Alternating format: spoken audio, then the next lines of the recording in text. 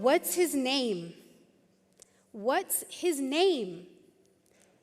It was my youngest daughter asking as she tugged at my scrubs.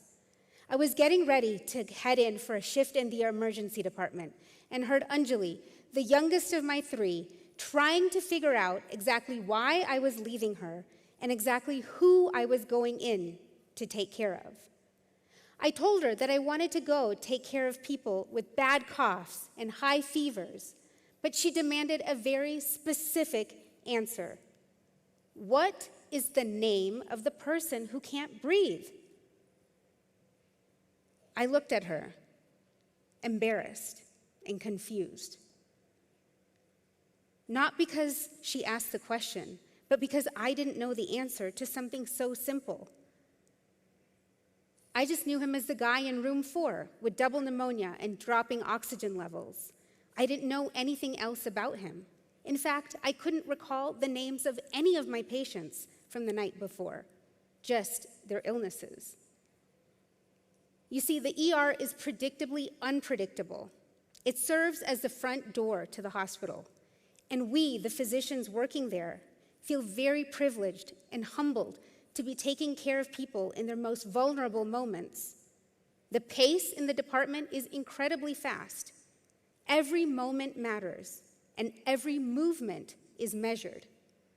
Department metrics track exactly how long it takes us to go in and see a patient, to place orders, and even to decide whether you get admitted or go home. This intense monitoring can be quite stressful.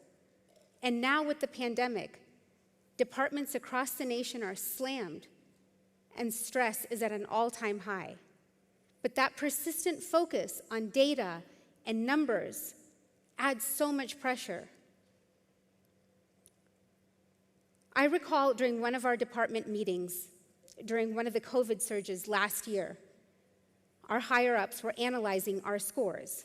If you've ever been a patient in the emergency department, you may be familiar with these surveys I'm talking about. They're often mailed to you in your home after your visit, trying to assess the quality of care and treatment you received.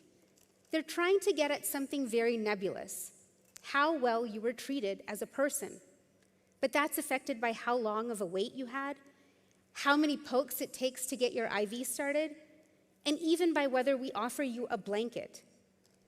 The metrics are basically taking your subjective memories and packaging it into objective data. So during this meeting, as the analysis was happening, we were told our scores weren't quite good enough. Most of us had a combination of 4s and 5s. A 4 was considered good care, and a 5 was considered great. But because good wasn't excellent, we were coached into how to improve. We were told if it's not considered exceptional care, something had to change. But change was really hard in the setting of a global pandemic, where the intimacy between the doctor and the patient relationship was getting fractured by layers and layers of personal protective equipment, PPE. When we walked into work, we had to start by donning on our N95 mask, a surgical mask over that, double gloves, a gown, a face shield to cover our eyes, hair cap, shoe covers, and sometimes even a respirator. We literally looked like aliens, our voices muffled and our expressions covered.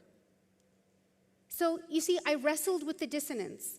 On one hand, we had administrators telling us that we needed to really bond with patients, improve the data.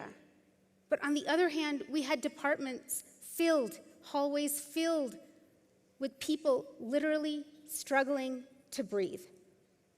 We had double, even triple the number of people we used to take care of, with less resources, less space, and all while feeling stifled within the confines of PPE.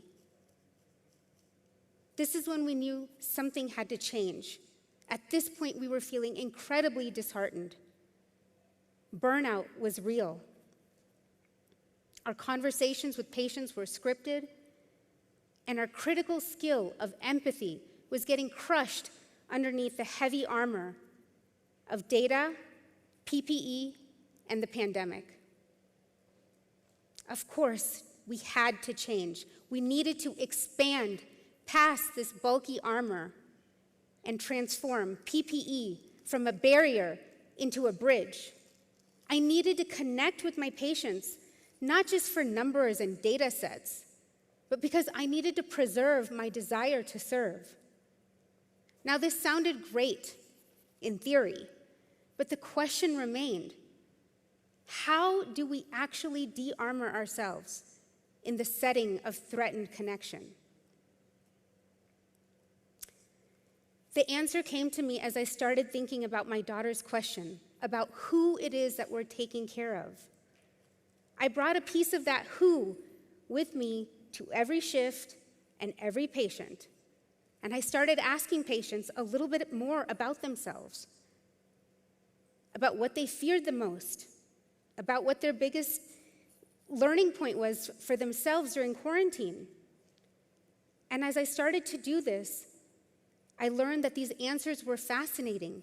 Patients are three-dimensional beyond their symptoms. It wasn't just the lady in 3 with gallstones, but it was Miss Williams who needed to get back to her classroom after surgery because she was Teacher of the Year. As we were able to actually use the PPE and look at each other and see, we could become connected again. One of the most beautiful things about human connection is that we're naturally wired to seek this connection out.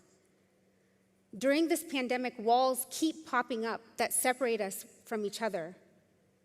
But PPE doesn't have to be one of those. We can leverage the heaviness of the armor of PPE to our advantage, and there is no data set or virus that can hold us back. And at first, I was very hesitant to connect with people who felt differently than me about masks and vaccines, but it was vital. I used PPE to again see the glistening details of what makes each patient unique, memorable, and relatable. So now when I go to work in the emergency department, I still start by putting on all the layers of PPE. But something has changed now. I forgo a bit of my infatuation with metrics because I realize I'm not a machine. And I sit down next to my patients, look at the color of their eyes, restate their name, and I ask them, what brings you to the emergency department? And I ask them, what brings you joy in this stressful world? And that question almost always catches them off guard, which is kind of the point. But the answers, as I mentioned, are deeply fascinating. And it's through this untethered disarmoring that I became a person taking care of a person again. And that matters to me because I've got a very curious 3-year-old at home who needs to know exactly who I connected with that shift. So if there's one tidbit I leave with you today, it's that de-armoring can help us connect with ourselves and each other again.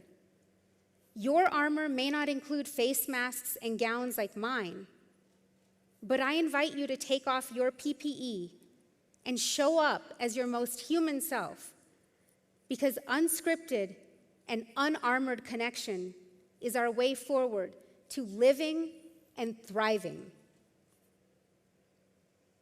Thank you.